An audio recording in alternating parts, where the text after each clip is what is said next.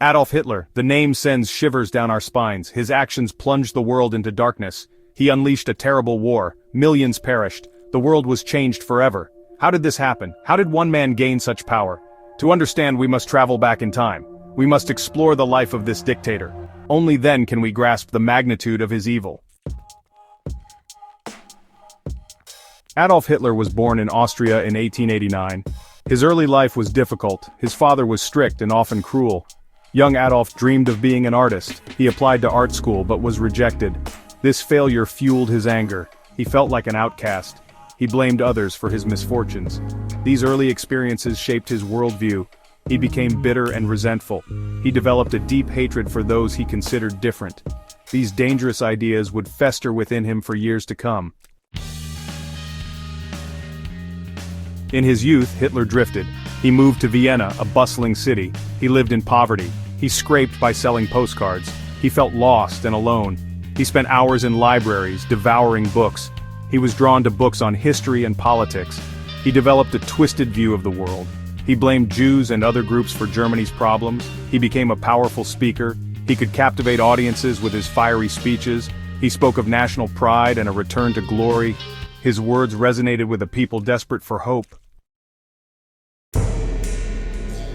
World War I ended in 1918. Germany was defeated. The country was in chaos. The economy was in ruins. People were starving. The Treaty of Versailles punished Germany harshly. The German people felt humiliated and betrayed. They were looking for someone to blame. They were desperate for a strong leader, someone who would restore their pride. Hitler saw this as his opportunity. He would use their anger and despair to gain power. Section 5. The Nazi Party. A message of hate and hope. In 1921, Hitler joined a small political party. At the time, Germany was in turmoil, reeling from the aftermath of World War I and the harsh terms of the Treaty of Versailles. The country was economically devastated and the people were desperate for change.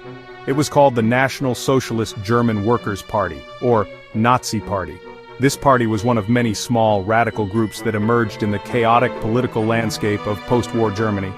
The Nazis were a fringe group. They had radical beliefs. They were vehemently opposed to the Weimar Republic and sought to overturn the existing political order. They were anti-Semitic and nationalistic. Their ideology was built on the belief in the superiority of the Aryan race and the need to purify Germany of those they deemed undesirable. Hitler quickly rose through the ranks. His oratory skills and his ability to tap into the frustrations and fears of the German people made him a powerful figure within the party. He became the party's leader in 1921. Under his leadership, the Nazi Party began to grow in both size and influence. He was a charismatic speaker. His speeches were filled with fervor and conviction, and he had a unique ability to connect with his audience on an emotional level. He appealed to people's fears and prejudices. He spoke of a Germany that had been betrayed and humiliated, and he promised to restore its former glory. He promised to make Germany great again. This message resonated deeply with many Germans who felt disillusioned and abandoned by their government. The Nazis gained popularity during the 1920s. Their rallies grew larger, and their message began to spread across the country. Their message of hate and hope resonated with many Germans. They offered a scapegoat for the nation's problems and a vision of a strong, unified Germany. This dangerous combination of hate and hope would eventually lead to one of the darkest chapters in human history. Section 6. The Path to Power, from beer halls to the Reichstag. In 1923, Hitler attempted to seize power. The political climate in Germany was chaotic, with economic instability and widespread discontent. Hitler saw an opportunity to capitalize on this unrest. It was a desperate gamble. The beer hall putsch was an attempt to overthrow the Weimar Republic and establish a new government. Hitler and his followers believed that a bold, decisive action would rally the German people to their cause. The beer hall putsch, as it was called, failed. The coup was quickly suppressed by the government forces, and many of the Nazi leaders were arrested. Hitler was arrested and imprisoned. This could have been the end of his political career, but instead, it became a turning point. In prison, he wrote his autobiography, Mein Kampf. This book was more than just a personal memoir. It was a manifesto outlining his vision for Germany's future. It outlined his twisted ideology. Mein Kampf detailed his beliefs in Aryan supremacy, anti-Semitism, and the need for Lebensraum or living space for the German people. He called for the expansion of German territory. Hitler believed that Germany needed to expand eastward to secure the resources and space necessary for its survival and growth. He blamed Jews for all of Germany's problems. According to Hitler, the Jews were responsible for Germany's defeat in World War I, its economic troubles, and its political instability. After his release from prison, Hitler rebuilt the Nazi Party. He focused on expanding its membership and increasing its influence. He used propaganda and intimidation. The Nazis employed a sophisticated propaganda machine to spread their message and used violence and intimidation to silence their opponents. He exploited the weaknesses of the Weimar Republic. The economic hardships and political instability of the time provided fertile ground for Hitler's message. By 1933, the Nazis were the largest party in Germany. Hitler was appointed chancellor. This was a significant milestone in his rise to power. He had finally achieved his goal. Hitler's appointment as chancellor marked the beginning of a new and terrifying chapter in German history. Section 7. Terror and Tyranny. The Nazi Grip on Germany. Once in power, Hitler moved quickly. He consolidated his control. He banned all other political parties. He established a totalitarian state. The Nazis used terror and violence to silence opposition. They created the Gestapo, a secret police force. They established concentration camps for political prisoners. Jews became targets of Nazi persecution. They were stripped of their rights. They were subjected to violence and discrimination. Hitler's grip on Germany was absolute. He controlled every aspect of society. He had created a regime of terror. Section 8. The world at war. Hitler's dreams of conquest. Hitler's ambitions extended beyond Germany. He wanted to create a vast German empire. He began to rearm the German military. He violated the Treaty of Versailles. He invaded Austria in 1938. The world did nothing. He then turned his attention to Czechoslovakia. He annexed the Sudetenland, a German-speaking region. He promised that this was his last territorial demand.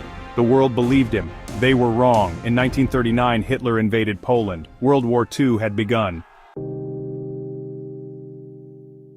Section 9. The End of a Nightmare. Hitler's downfall and legacy. The war raged for 6 long years. Millions died. The Nazis were defeated. Their crimes were exposed. The world was horrified. The scale of the devastation was unprecedented, with entire cities reduced to rubble and countless lives shattered. The conflict spanned continents, drawing in nations from around the globe and leaving a trail of destruction in its wake. The human cost was staggering, with soldiers and civilians alike bearing the brunt of the violence. The war's end brought relief, but also a profound sense of loss and grief. In the final days of the war, Hitler committed suicide. As Allied forces closed in on Berlin, the once mighty dictator found himself cornered and powerless. His grand visions of a 1,000-year Reich lay in ruins and his armies were in full retreat. The man who had once commanded the loyalty of millions now faced the ultimate defeat. In his underground bunker cut off from the outside world, Hitler chose to end his life rather than face capture. He died a broken man in a Berlin bunker. Surrounded by a handful of loyal followers, he took his own life, leaving behind a legacy of unparalleled destruction. The bunker, a symbol of his final days, became a tomb for his shattered dreams. The world above continued to fight on, but the man who had plunged it into chaos was no more. His reign of terror was over. The news of his death spread quickly, bringing a sense of closure to a world weary of war. Celebrations erupted in the streets as people rejoiced in the newfound freedom. The nightmare that had gripped Europe for years was finally coming to an end. The fall of the Nazi regime marked a turning point, a moment of hope and renewal. But the scars of his crimes remained. The physical and emotional wounds inflicted by the Nazis would take generations to heal. Cities lay in ruins, and the survivors of the concentration camps faced a long road to recovery. The horrors they had endured left deep, indelible marks on their souls. The world had to come to terms with the enormity of the atrocities committed and ensure that such evil would never rise again. The Holocaust, the systematic murder of 6 million Jews, would forever stain human history. This genocide, driven by hatred and bigotry, stands as one of the darkest chapters in human history. The images of emaciated bodies, the stories of unimaginable suffering, and the sheer scale of the atrocity serve as a stark reminder of the depths of human cruelty. The world vowed to remember the victims and to honor their memory by fighting against all forms of hatred and intolerance. Hitler's legacy is one of death and destruction. His rise to power, fueled by propaganda and fear, led to a conflict that engulfed the world. His vision of an Aryan utopia resulted in the deaths of millions and the near destruction of an entire continent. The ruins of cities, the graves of the fallen, and the memories of the survivors all stand as testaments to the devastation he wrought. His name has become synonymous with evil, a symbol of the dangers of unchecked power and fanaticism. He is a warning to us all. The story of Hitler's rise and fall serves as a cautionary tale about the perils of demagoguery and the fragility of democracy. It reminds us that vigilance is necessary to protect our freedoms and to prevent the rise of tyranny. The memorials and museums dedicated to the victims of his regime stand as reminders of the past and as warnings for the future. A reminder of the dangers of hatred, intolerance, and unchecked power. The lessons of the past must be heeded to ensure a better future. Education and awareness are key to preventing the spread of hate and to fostering a culture of tolerance and understanding. The fight against bigotry and extremism is ongoing, and it requires the commitment of every generation.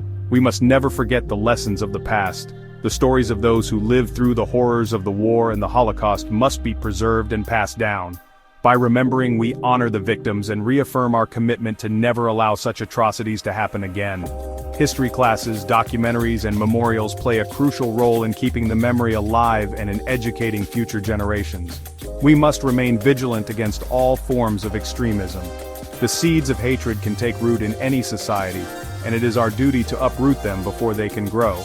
By promoting dialogue, understanding, and respect, we can build a world where such horrors are not repeated. The fight against extremism is a collective responsibility, one that requires constant effort and dedication. Only then can we prevent such horrors from happening again. By learning from the past and working together, we can create a future where peace and justice prevail. The legacy of Hitler's downfall is a call to action, a reminder that we must always strive to build a better world. Let us honor the memory of those who suffered by committing ourselves to the cause of human rights and dignity for all.